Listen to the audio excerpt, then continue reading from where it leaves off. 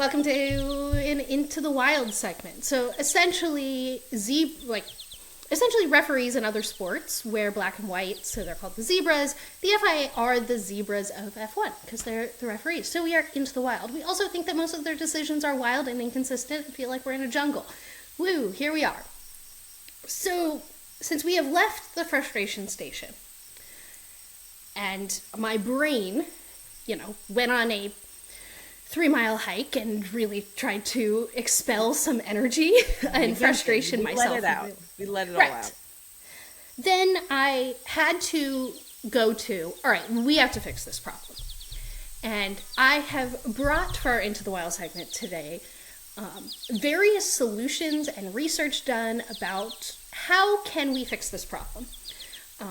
Now, we will circle back to the question I'm about to ask at the end of this, after we run through all the questions. But I do think a fundamental flaw in having this conversation is, does the FIA actually care to fix their stewarding in this area? Do they care to actually get better at this?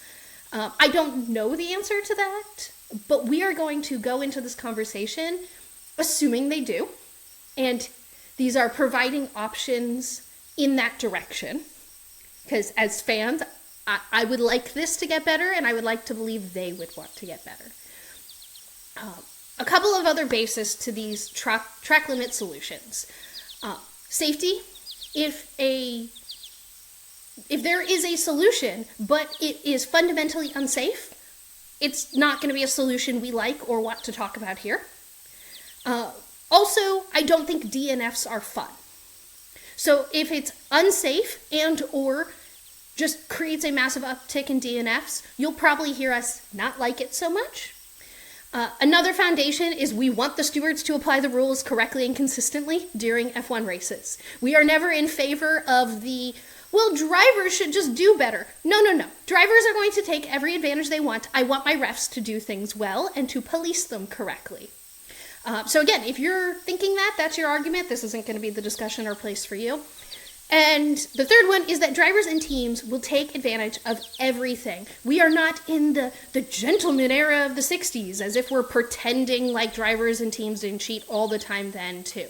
The reason we have refs is to do this. So I don't know why we put it on anyone other than the refs and the FIA to correctly steward and control their races. So fundamental basis here. If you still want, you can go scream in the comments. It helps the algorithm. Thank you. Okay.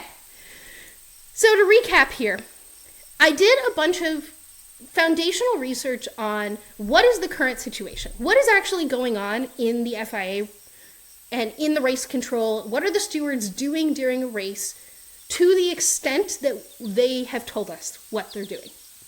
So they have a race control room with tons of photo and video feeds that they are reviewing manually for this.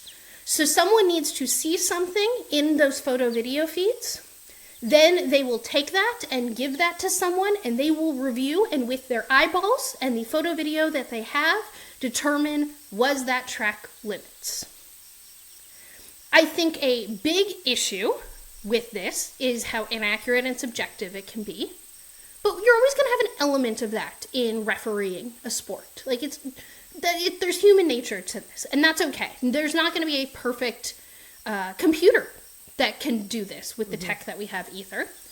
But I think the bigger issue is the rate and speed at which they can do what I just said. So you need a lot of people to be able to review nearly 1,500 laps at 10 corners for an entire race.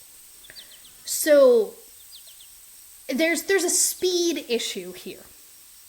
That is also not even including all the other things they need to watch for. So, pit lane infringements, like racing incidents, you need to give someone the meatball flag, which we haven't really seen this season.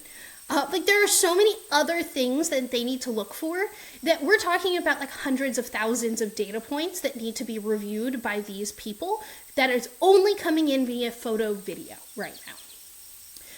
Now, post-2021, when the FIA did their, review of their practices, they said that they were implementing a video assistant referee, referred to as VAR. This is something that I think a lot of soccer fans will know and hear more than like American fans. So like, European football fans know a lot about VAR. Now, a video assistant referee, like what it essentially is computer algorithms assisting the referee. That is not what F1 said they were going to or did implement. What F1 is calling their VAR is essentially a remote operations center. And I'm going to read a quote here from the Autosport announcement from March of 2022 that was announcing that the FIA was going to do this. While similar in principle to the VAR in football, the ROC, which is the Remote Operations Center, will act as a supporting resource for the race direction team with data comparable to that of more than 10 simultaneous football matches, including over 140 video and audio sources. Now, it goes on to say that this Remote Operations Center, though, has no stewarding or race control power. So it was incredibly unclear to me at the time, and now upon revisiting this, what the point of having them there is if they can't help or like even signal to the race control team, like, hey, like if the Remote Operations Center was going through like, hey, you're all just going to look at turn 10, and then they were sending those to the stewards, that would make a lot of sense to me, but I don't think that's what's happening here, and I'm a little unclear what they're actually doing. So then I've been trying to find people following up on what is happening. The limited information about this Remote Operations Center is unreal. There were about 12 articles in the history made about this that I could find from reputable journalists. And this is over a year and a half of this thing existing, and I could find 12 articles. So in November of last year, which was right after the Japanese Grand Prix, the race wrote an article where they referenced F1's VAR, and really it was just talking about how last year's stewarding and penalty and all of it was like worse than they could even remember. So actually it was the race commenting that they don't know what the VAR is doing or how it's helping. The most recent mention of VAR in F1 was after a piece of the flying Kevin Magnussen car went and injured the fan. The FIA was quoted as saying they'll use the footage that their VAR has to review the accident and improve safety in the future. Which to me is not VAR, that's just having footage. Yeah, now I was like, I don't understand from what I was understanding the VAR doesn't have that, but right. I don't. So VAR, Video Assistant Referee, doesn't exist in F1. At least based on the documentation that is accessible and out there. Now, I would implore some journalists to stick their head in there and see what they like. I'm not a journalist, I can't do that. But those of you who are there, could someone give us an update on what this Remote Operations Center is actually doing? Because the only update we've gotten is that they're helping after races for the FIA to improve safety, which I'm not saying isn't needed. That is totally needed. But I wanted to give a foundation for the current situation of what is going on that is publicly accessible in F1's race stewarding. Before we get into how the F do we fix this? I have come to the conclusion that there are 3 options based on other sports. 1, we create a system with enough stewards that allows them to manually review track limits in a timely and consistent manner via the photo-video way they're doing now. I think they're doing this in a way that's an incredible lift with not enough people to do it. And I think you and I criticize the FIA all the time, but we're really criticizing high leadership. I think the stewards and race control are doing the best they can, but they seem severely understaffed and undertooled to do their job well. Which is why it seems like the race control after the race was like, yeah, we have this giant stack of things we want to go through, can we please? And thankfully Aston Martin was like, can you please? And the FIA was like, damn, fine, okay. Yeah, but I'm just imagining the team of the size of the team that they would need in order to review all of those things. But yeah, the 1,200 instances to review statement definitely had like the energy of like a manager standing up for its people of like, we are doing the best we can. This is what we have to do, so right. You leave us alone. I said there's 3 options, and option 1 was improve the current situation. I wouldn't recommend only that. And the reality is I think a combination of all 3 of these options might work. But I feel like in almost every work scenario entirely, the answer of more manpower or more like team members like usually can really, really help. So I think that's fair to say across the board. Yeah. Give the team more resources. Normally, that's a good answer to start with. The second option I see a lot of people really talking about as like this quick, easy fix. And it's provide a physical barrier that makes track limits physically impossible or incredibly punitive for the driver or team. And you'll hear people talk about sausage curbs, gravel traps, grass, and or a wall. So I'm going to quickly run through why I hate all 4 of these options. Wall. We have circuits with walls, and sometimes it's fun to not have circuits with walls that are street tracks, so it would really suck if F1 only went to circuits with walls. 2, sausage curbs. They launch cars. They are incredibly unsafe. We should just never see a sausage curve ever on any circuit ever. 3, gravel traps. Gravel traps are not as unsafe as sausage curbs, but they create situations where cars flip. Like, Joe Guan Yu's car went flying and then was flipping like that, not exclusively because of all these external factors. It was also partially because of the gravel. And that's what gravel does. It creates flip opportunities. So does grass, which was the 4th option.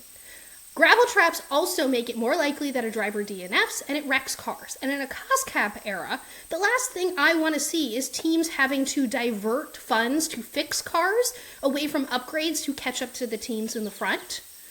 I also just don't think DNFs are fun when cars get stuck in gravel traps. That doesn't improve a situation for me. So while, yes, technically all 4 of these things would just mean like, oh, well, no one's going to do track limits. But they're unsafe and they're not fun. And I think we could just, again, it all goes back to, can the FIA just do their job correctly? We don't need to fix things for the FIA. They just need to do their job better. So that leads me to some kind of technology assist. We're always going to have people refereeing. They're probably just going to need to hire more stewards and people in race control. But that doesn't mean there can't be a technology assist. And this was the real fun I had in the research. So I started looking at what other race series did for starters. And MotoGP actually implemented really cool tech where at key corners of the circuits they go to, they include pressure tubes. So if you go off track, you will put pressure on this tube laid on the track, and then it will just get pinged to race control. Then race control has a list of things where things got pinged, and they can review each instance. And you hear the FIA talk about how they actually implement that, and they have leniency that's specifically communicated to the drivers. So things like turn 1. Like if turn 1 at the start of the race for lap 1, they say as long as you don't create a lasting advantage for yourself, you're not going to get like for track limits there. They're not going to give you a penalty because, John Smith pushed off, Sally Sue. So Sally Sue's not going to get a track limits penalty because John Smith was a dick. So they still review them all manually, but they don't have to be looking for them and identify the opportunities themselves because, the motorcycle with the person on it weighs enough that it triggers the pressure. Like a notification, or it's like yes. When you go through a red light camera or something like that. This just seems like such an easy automatic answer. I'm like, what? Okay, done. Next. Great. Solve this solution.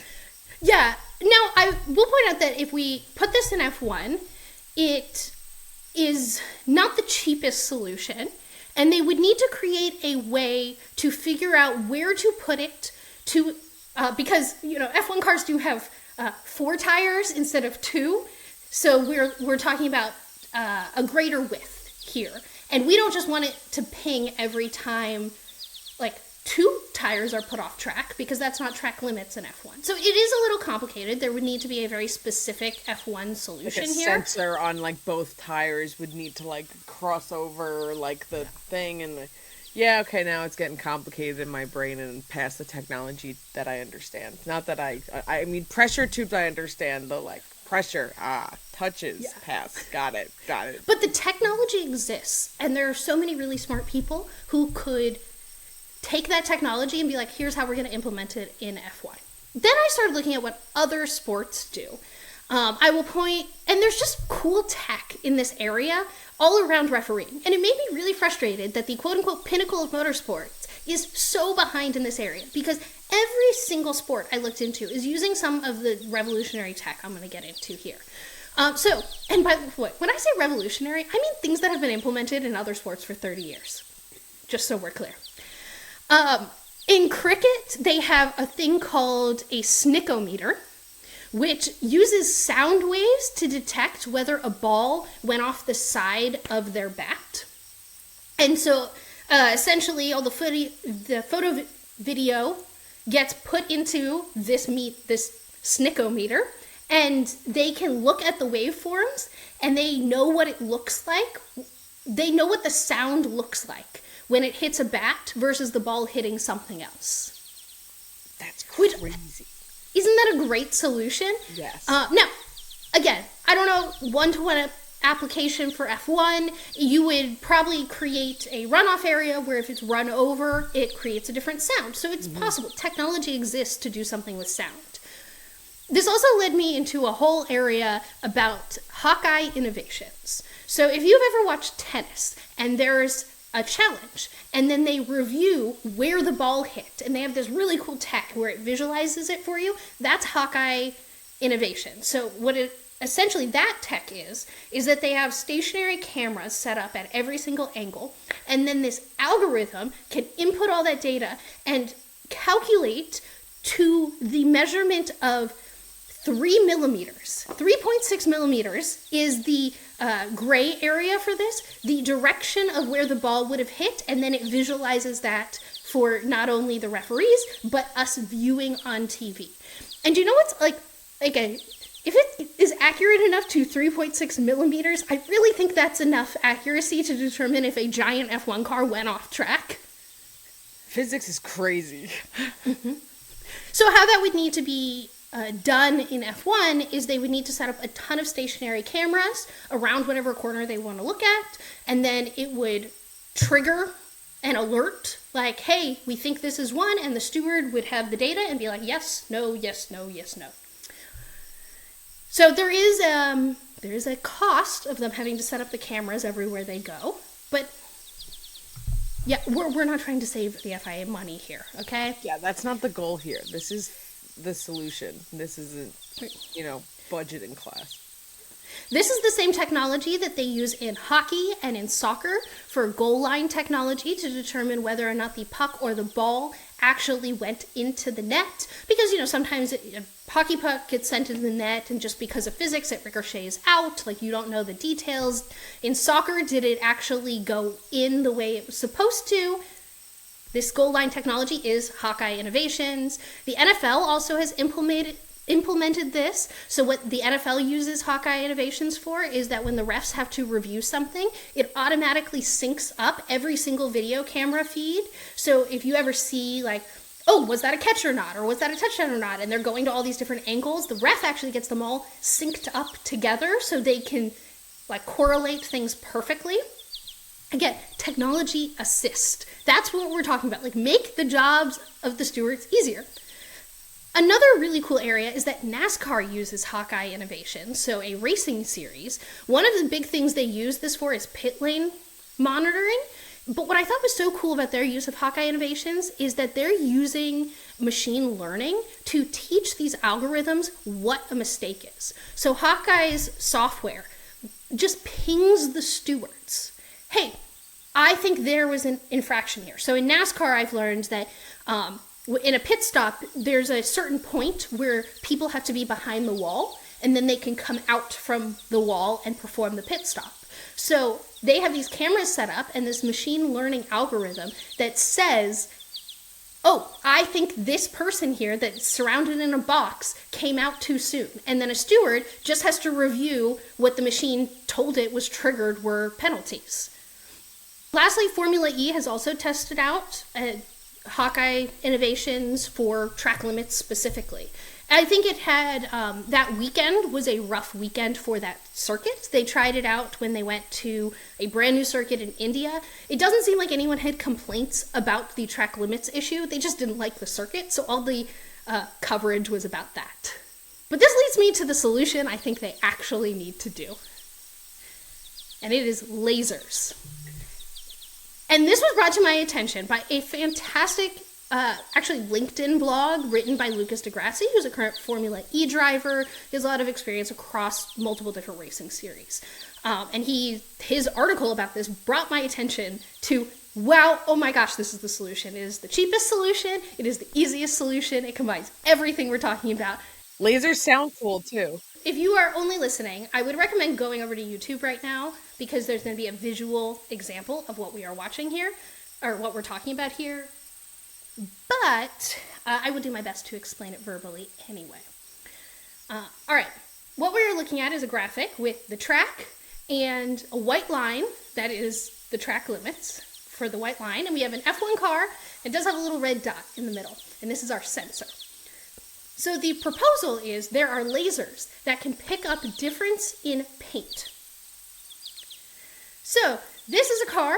You have a laser right in the center of it. It's going down the track. It's doing its business. The yellow line here, it represents the full width of an F1 car in regulations.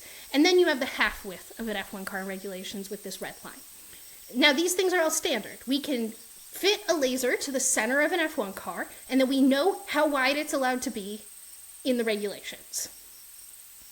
So what you can do is, after the white line, you can measure out like the width of an F1 car and the half width of an F1 car. And then you can paint a different colored line down the distance of half of an F1 car. Now, I'm using half of an F1 car here, for example. Obviously, you just need the sensor to line up.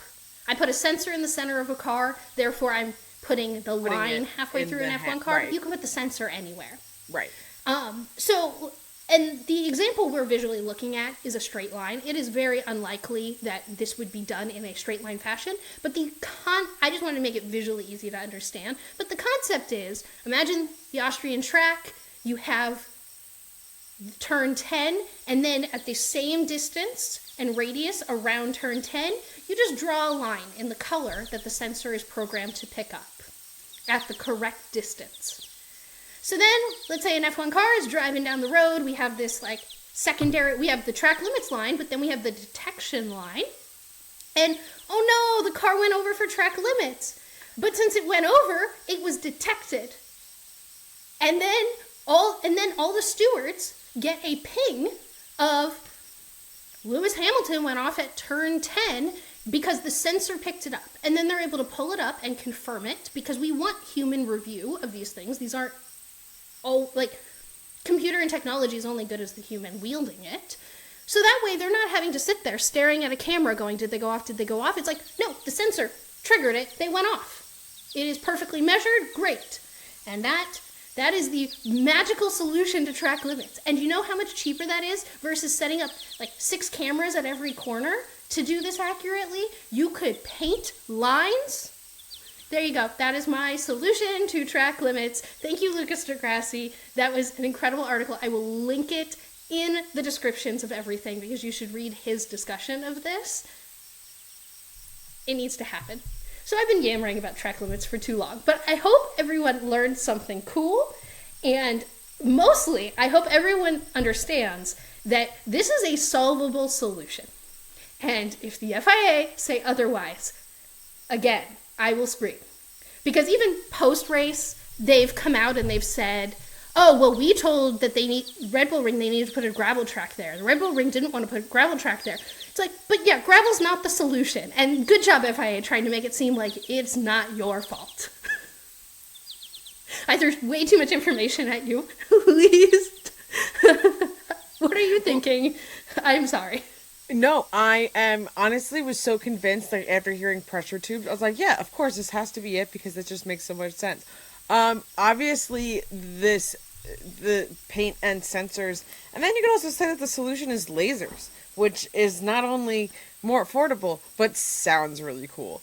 Right. So you there you go. You just outlaid several very possible solutions so that we just don't have this. I mean, it will continue, like you said, but as much of a frustrating aspect of the Grand Prix weekend for track limits as it was this past weekend. So I'm all for it. Let's bring some lasers to F1. Thank you for listening to this highlight of episode 24 of Grid Walk. Don't forget to like and subscribe for a ton more of F1 videos. And you've made it this far into this video. Why not watch the entire podcast? You can click here for the full thing. Click right here. Click, click, click, click, click, click.